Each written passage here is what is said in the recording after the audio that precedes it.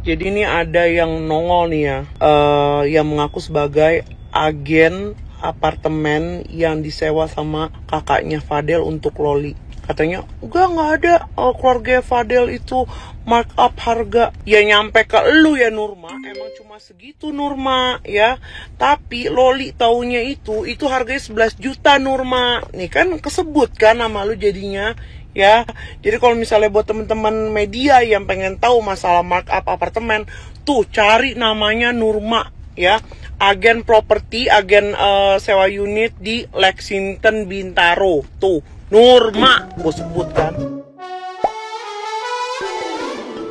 Hola netizen yang tercinta. Media sosial dihebohkan oleh pengakuan Yolo Ine yang mengungkapkan dugaan skandal kakaknya Fadel Bajide terkait dengan penipuan uang sewa apartemen senilai 4 juta rupiah di Bintaro Parkview. Menurut Yolo, dugaan penipuan ini bermula ketika Laura Meizani menyewa unit apartemen saat kembali dari London.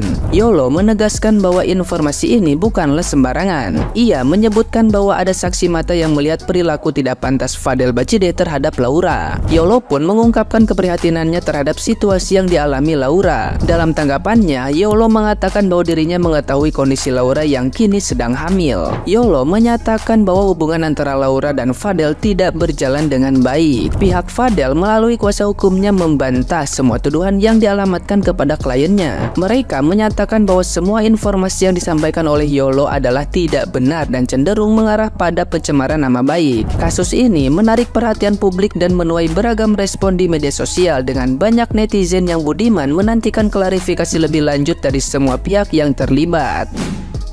Jadi kemarin itu ketika Bubble Buzz itu bikin konferensi pers, entah yang keberapa kali, untuk memberikan kesempatan Pak Umar dan keluarganya membuat statement, ada satu akun yang berkomentar begini. Yolo tukang kibul, gue agennya Yolo, lu jangan sotoy. Nanya ke gue dong, gue agennya, ini klinik abor-abor Fiski Yadini. Yolo kampungan harus pakai deposit. Yolo bisa mati berdiri. Mana ada studio 12 juta Yolo Ine, lu gila. Pertama, apakah deposit itu setiap bulan? Kedua, kamu sebagai agent, ya kamu cuma terima harga yang kamu tetapkan. Tapi sisa markupnya, itu yang terima apa? Yang makan itu kakaknya Fadel. Apakah kamu benar yang bernama Nurma? Karena ini agen sewa unitnya ini namanya Nurma. Jadi buat bapak-bapak penyidik Polres Jakarta Selatan ini wajib di-highlight juga ya, wajib diselidiki yang namanya Nurma, agen properti apartemen Lexington. Karena kayaknya dia tahu banyak nih Pak. Hati Mbak. Nah, gimana nih menurut netizen yang terhormat? Silahkan berkomentar ya. Gue baru kali ini ya ngeliatin sebuah masalah, ngikutin sebuah masalah tuh ngerembet kemana-mana gitu. Bener dah, kayak pengacaranya jadi berantem sama yang inilah, terus yang ini bawa-bawa jadi inilah, begini segala macem. Sampai Pak Prabowo dibawa-bawa, ngapain Pak? Ngapain? Gue tadi barusan ya ngeliat press con-nya si pengacaranya itu sama si keluarganya gitu. Ada si keluarganya ngomong beginilah, terus pengacaranya ngomong gini, saya tuh bekas tim suksesnya Pak Prabowo, tim sukses Pak Jokowi segala macem. Saya tuh pernah mendukung beliau segala macem. Urusannya di mana Pak? Urusannya di mana? Urusin urusan lu dulu itu sama klien lu. Ngapain bawa Pak Prabowo? Bapak Prabowo lagi sibuk ngurusin dia dilantik nanti tanggal 20 Oktober. Ngapa dibawa-bawa? Ngapain? Gue kadang sampai gitu. Kagak mau ngomong gue, tapi gitu. Bener dah.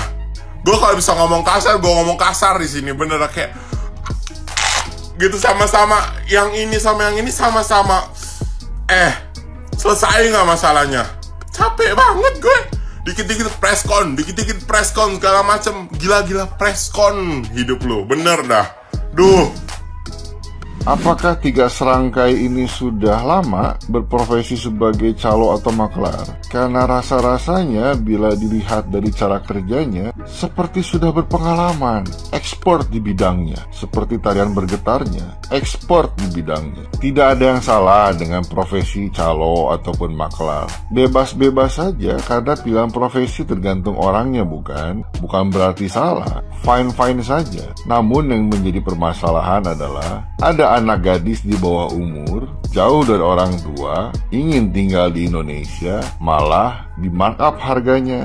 Lumayan 5-6 juta bukan? Setega itu kah? Katanya niat baik, tidak ada niat buruk, tidak ada niat terselubung dan lain sebagainya karena cinta. Tapi kok harga apartemennya di markup? Hasil markupnya dipakai buat apa? Nongkrong, beli saham di kafe kah? Buat renovasi rumah kah? Untuk apa? Kok aku gak kecipratan? Namun terlepas apapun itu, entah soal calo, soal maklar, ataupun soal markup harga dan lain sebagainya, biarlah menjadi tanggung jawab tiga serangkai. Toh aku tidak pernah kecipratan, apalagi diajak ngopi. Jangankan diajak ngopi, diajak latihan dancing bergetar aja gak pernah. Jadi silahkan kalian berurusan dengan pihak-pihak terkait agar mampu mempertanggungjawabkan apa yang dilakukan, terutama kepada anak gadis di bawah umur. Selamat menikmati hasil markupnya maksudnya. Meleng dikit, Adi 11 pengacara bercanda banget, bercanda. Gue gak tau nih FYP gue lagi full loli. Apalagi kalau misalnya udah di hari pemeriksaan atau kayak atau Mami Nikmil abis bikin itu snapgram lemon yang Rasman, aduh. Tapi lama-lama gue nih pening, mengikuti cerita jadi pening. Gue kayak, aduh, melihat kesini begini, melihat kesana begini, jadi kayak spicy banget gak sih jadi netizen nih. Pening banget harus menyambungkan seluruh benang merah. Kayak gimana nih endingnya, apakah betul gitu kan. Gue bilang jadi netizen tuh capek, pening kan. Dikasih clue dikit mikirnya kemana-mana, dikasih clue dikit overthinking. Itulah netizen. Udah gitu beredar kalau si ganteng potong rambut. Apa kata gue kan. Tapi kemarin tadi di wartawan masih sama aja rambutnya begitu. Emang netizen ini suka bikin deh. Udah, prediksi gue nih kita bulan ya, September, Oktober, November ini bakal sibuk banget kan ya. 2024 ini bakal sibuk netizen.